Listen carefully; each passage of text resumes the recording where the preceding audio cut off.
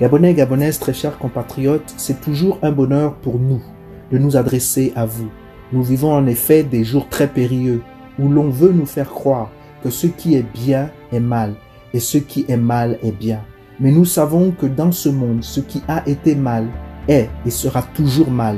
Le mal ne devient pas bien avec le temps, ni le bien mal avec le temps. Je suis heureux de constater qu'enfin, cette semaine, l'Union européenne a enfin reconnu que la traite des Noirs et l'esclavage était un crime contre l'humanité, chose que nous savions depuis. Nous avons toujours su que nous étions des humains et que ce que nous avons enduré en étant en contact avec eux pendant des siècles était en effet un crime contre l'humanité. Nous avons fait des États-Unis d'Amérique une puissance mondiale, car pendant plus de 400 ans, nous avons été forcés de travailler pour eux sans être rémunérés.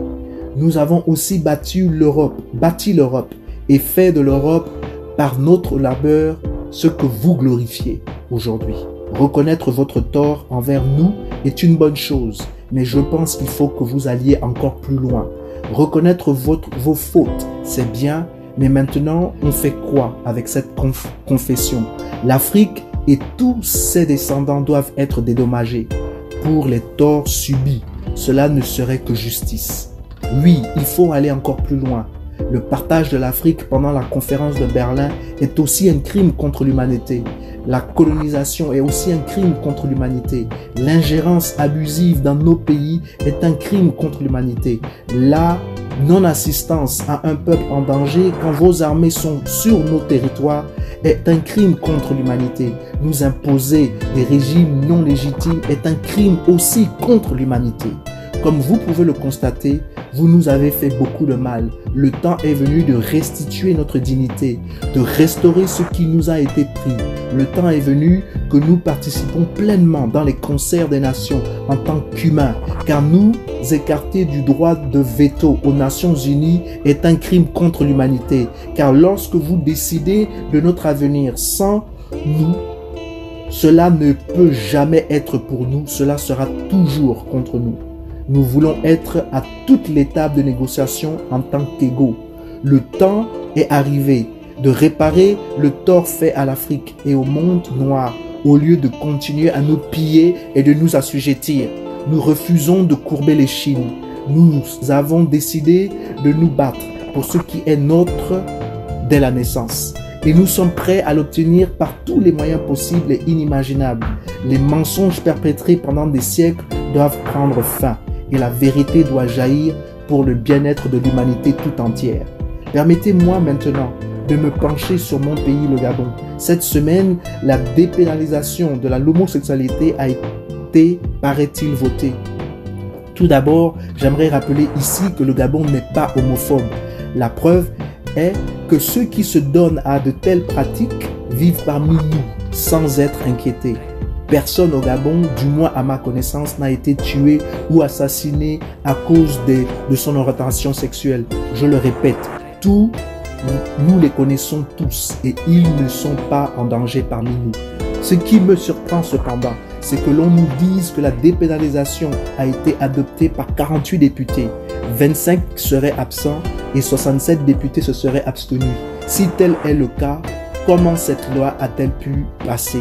Ceux qui ont voté, oui, sont minoritaires. Encore une fois, la volonté du plus grand nombre est bafouée dans mon pays, le Gabon. L'homosexualité, ne fait pas partie de nos mœurs. Il n'y a aucune ethnie au Gabon qui encourage ces pratiques. 2, aucune foi pratiquée au Gabon n'encourage aussi de telles pratiques. L'argument, c'est que nous devons protéger les droits humains de tout individu. Je suis d'accord avec ce concept. Cependant, ce qui s'est passé cette semaine à l'Assemblée nationale n'est pas de la démocratie, mais de l'hypocrisie. Car ce gouvernement illégitime et illégal voudrait nous faire croire qu'ils veulent protéger les orientations sexuelles des Gabonais. C'est aussi ce même gouvernement qui se refuse de compter et de respecter tous les votes des Gabonais. Ça, c'est violer nos droits humains les plus fondamentaux. Pour se maintenir au pouvoir, ils sont prêts à ôter nos vies, violant ainsi nos droits humains les plus fondamentaux. Ils nous refusent la liberté et la poursuite du bonheur, violant encore nos droits humains les plus fondamentaux. Ils sont donc prêts à protéger les orientations sexuelles d'un petit groupe de Gabonais, mais ils refusent au plus grand nombre de Gabonais d'avoir la liberté d'expression, de presse, de quitter et revenir dans leur pays sans crainte. Ça aussi, c'est la violation des droits de l'homme.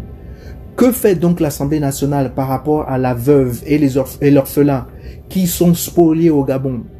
Que fait donc l'Assemblée nationale par rapport aux hommes et aux femmes qui ont perdu leur boulot car ils ont refusé de se soumettre à un régime dictatorial? Que fait donc l'Assemblée nationale par rapport aux femmes qui doivent se soumettre aux avances, aux harcèlements sexuels si elles veulent évoluer dans leur carrière? Et les hommes se courber aussi pour évoluer dans la société. La volonté de tout un peuple depuis les années 90 n'ont jamais ou n'a jamais été exaucée. On se pose la question de savoir, vous protégez réellement qui au Gabon? Les lois que vous votez, pour la plupart du temps, ne sont jamais au bénéfice du peuple, toujours à notre détriment. Pour que notre humanité, pour que nos droits soient restaurés, nous avons compris que votre système doit être éradiqué, démantelé, pour qu'enfin nous vivons bien chez nous. Lundi, le Sénat va aussi voter sur le sujet. Nous espérons que le Sénat sera plus sage que l'Assemblée nationale, en faisant ce qui est juste et bon pour le bon vivre ensemble de tous les Gabonais. Peuple gabonais, nous savons ce qui nous reste à faire. Faisons ce que nous n'avons jamais fait, ce qui n'a jamais été fait, afin d'obtenir ce qui n'a jamais été obtenu. Ensemble, agissons, mais individuellement, posons des actes forts, nous guidant chaque jour un peu plus vers la souveraineté que nous recherchons tous. Que Dieu vous bénisse, que Dieu bénisse le Gabon et que Dieu veille sur notre monde. Merci de m'avoir écouté.